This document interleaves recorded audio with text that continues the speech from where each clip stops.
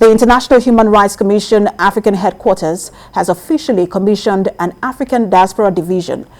The board's mandate is to serve the diaspora community globally in respect to the Universal Declaration of Human Rights and in obeying international law.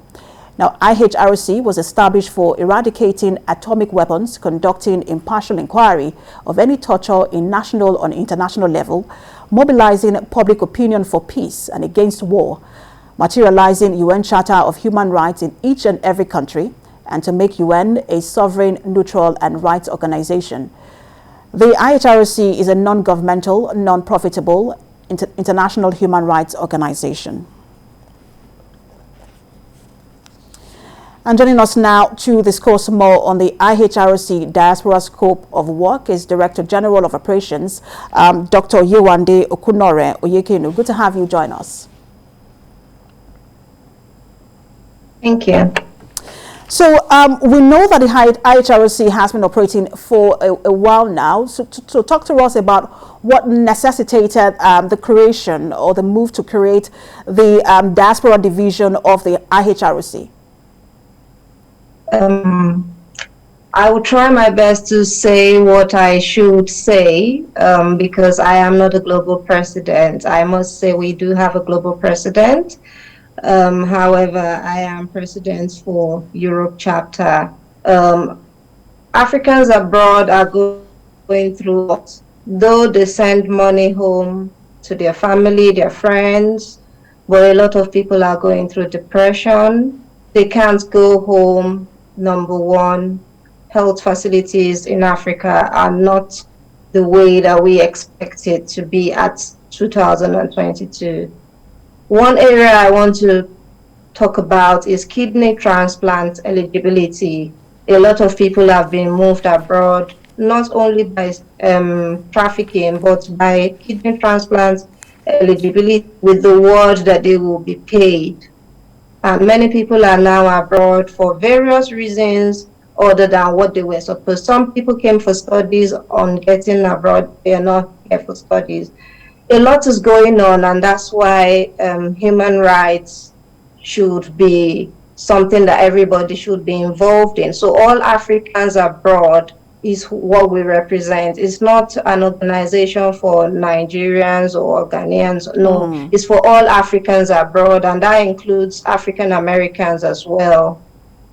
How does the Diaspora Division intend to operate? Because sometimes we know that we have other human rights organizations who basically serve as or who work in advisory role to the federal governments of each of these countries. But are you going to be doing that? Are you working in advisory role to the federal government? Because here in Nigeria, we do have the Diaspora Commission. Are you working with that commission, or are you relating directly with Africans in diaspora?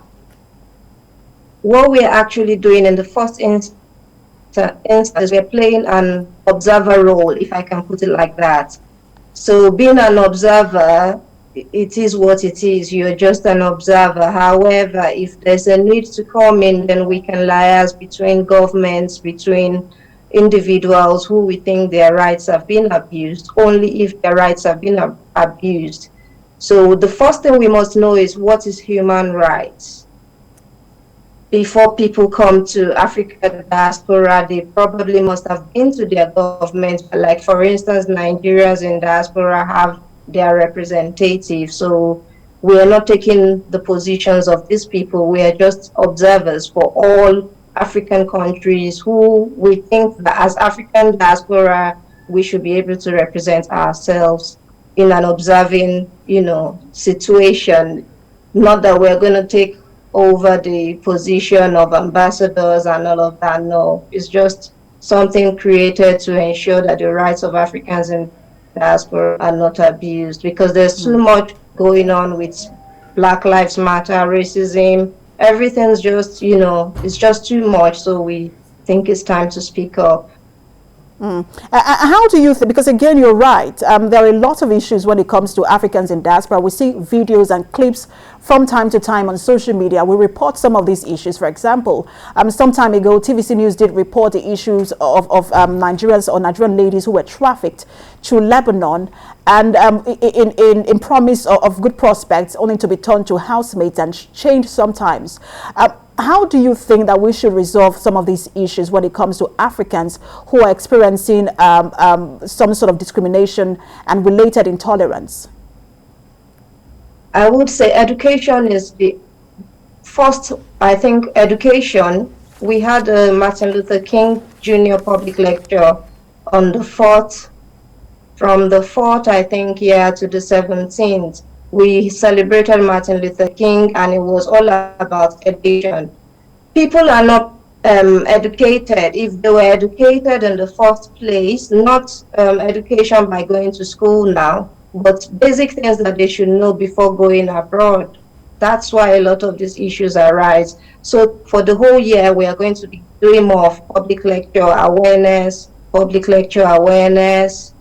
just more of education. So if you know, for instance, that if you go to a country like Saudi Arabia and you are found with controlled substance, this is what is going to happen to you. If you know that and you still do it, then you cannot call on human rights because you've intentionally violated your rights. So we need to educate people. A lot of people are educated. That's why a lot of things happen. However, some people are educated and still get themselves into trafficking for whatever reasons. Maybe there's a situation of poverty back home. We cannot stop people from crossing the borders. That's all I absolutely have to say. And that's the challenge, because people are looking for greener pastures, and people also travel for different reasons. What's your observation in terms of the plight of Africans in different countries? What do you find to be the most prominent form of abuse or human rights abuse against Africans in diaspora? Yes, that's why I said I was going to concentrate on kidney transplants eligibility. A lot of Africans have been moved abroad by promising them a lot of, money, jewelry, everything, if they can donate their kidney, and they know that they've got 2 kidneys. So if they donate one, they still can manage. So somebody who's really desperate will do anything to, just go on the other side for greener pasture. And unfortunately, doctors have been used, to perform this genocide, because a lot of doctors just carry out the rules of the administrators. Administrators are not doing their work, and Africans are being shipped abroad for, transplant, and their organs are harvested, and that's it. And before you know it, some people have signed that they can take both kidneys without knowing. So that's one area I would say it's not just common, but it's still current, and it's not only an African thing. So when we say African, yes, we are set for the Africans in diaspora, but we also look at other races. We work together, I would say. So that's one major part that gives us concern. And it is kidney transplant eligibility. Dr. Yewande, you're right. It is a cause for concern, and thank you so much for bringing light to this issue. We hope that we look forward to seeing what you would do with the African diaspora community. Thank you so much, Dr. Yewande Okunoren-Oyekenu, who is the Director General of Operations with the IHRC.